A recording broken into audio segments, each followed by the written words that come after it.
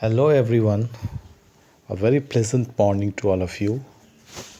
Hopefully, you are doing fine at your home since we are combating with COVID 19, and that's why a school has decided to go online to teach you, to provide you quality education sitting at your home.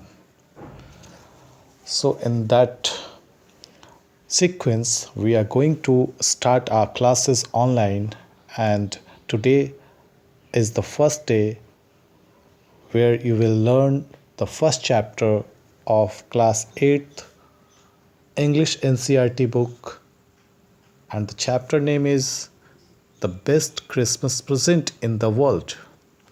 So let's start with the chapter, and we will learn many more things through which we can develop our collective collaborative thinkings. I would like to I would like to show you a short clip of this chapter so that you can imagine what was the scene there and how it converted into a different scenario. So let's watch the scene, the clip. Just wait 1 second.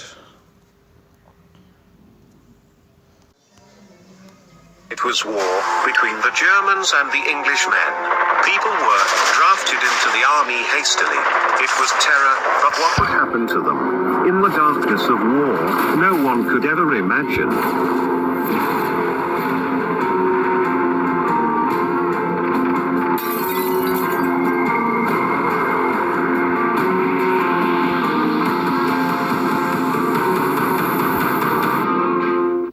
January 29th, 1914. The war had just begun between Germany and England. The troops were ready for war. Listen, everybody, we have to defend our nation. We have to fight till our last breath. We have to defend our... Since nobody wants a war, nobody likes to fight in a war. If two nations can sit together to find the solution instead of fighting with each other, that could save a lot of lives. And that's exactly the thought of that has been reflected in this story. The best Christmas present in the world. But before I tell you more about it, let me introduce you the author, Sir Michael Morpurgo. Is an English book author, poet, playwright, and lyricist. He is best known for his writing children's novels such as War Horse. His work is noted for its magical storytelling, for the frequent theme such as the victory of survival of an outsider, for characters' relationship with nature, and for vivid settings such as World War I. Morpurgo became the third Children's Laureate from 2003 to 2005. So let me tell you the story that we are about to read. It is one of the Morpurgo's stories with the backdrop of World War I. In this story, the main character describes his experiences at the war camp to his wife through a letter. Now let us read the story and understand the details.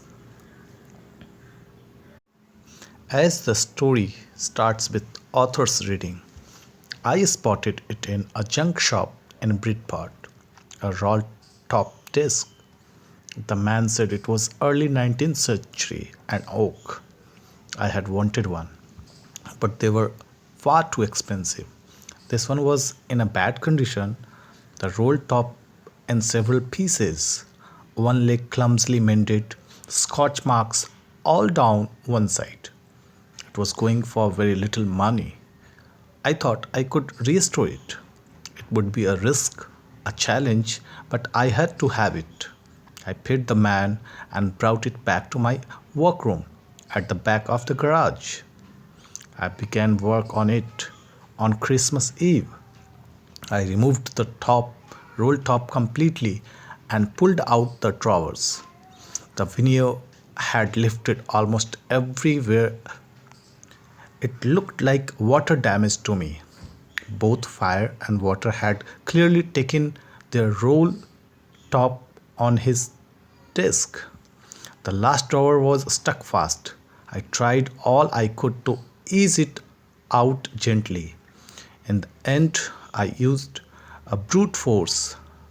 I struck it sharply with the side of my fist, and the drawer flew open to reveal a shallow space underneath. A secret drawer? There was something in there. I reached in and took out a small black tin box. Sellotaped to the top of it was a piece of lined notepaper and written on it in shanky handwriting. Jim's last letter, a receipt January 25, 1915, to be buried with me when the time comes. I knew as I did it was wrong of me to open the box, but curiosity got the better of my scruples. It usually does. Inside the box, there was an envelope. The address read Mrs. Jim Macpherson, 12 Copper Beaches, Bridport, Dorset. I took out the letter and unfolded it. It was written in pencil and dated at the top December 26, 1914. So, in this part of the story, we can see that the author visited a junk shop in Bridport. He spotted a roll top desk in this shop and he wanted to buy it. The shopkeeper informed him that the roll top was from early 19th century and made of an oak.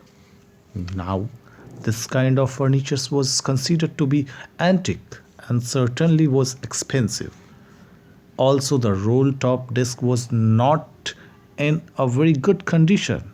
One of its leg was loosely mended, and there were marks of burning from the other side still.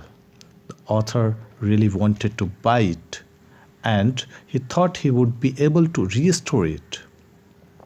Eventually, he bought the roll top desk and began to working on it on Christmas Eve. So he removed the roll top completely and pulled out the drawers. Since the veneer had come up of many places, the author thought it was damaged due to exposure exposure of water. The last drawer was struck fast and would not come out easily, so the author removed it forcibly. When the drawer flew open, he could see a shallow space under it. And voila, it was secret drawer. And guess what? There was something in there.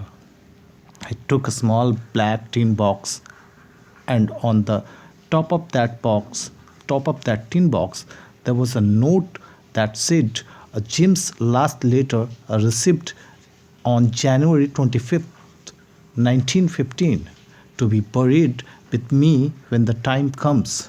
Now, it is certainly a bad habit to read someone's letter, but curiosity got the better of the author, and he opened that box. Inside was an envelope on which the address read Mrs. Jim Macpherson, 12th Copper Beaches, Bridport, Dorset. The author opened the letter, which was dated on December 26, 1914. Isn't it always exciting to find a secret letter? It is always a sense of mystery that surrounds a discovery such as this. But don't worry, I shall soon reveal the mystery. And my dear students, I'll be back with more about Jim and McConney in the upcoming videos. So stay tuned to the online classes provided by Usha Martin World School. Thank you.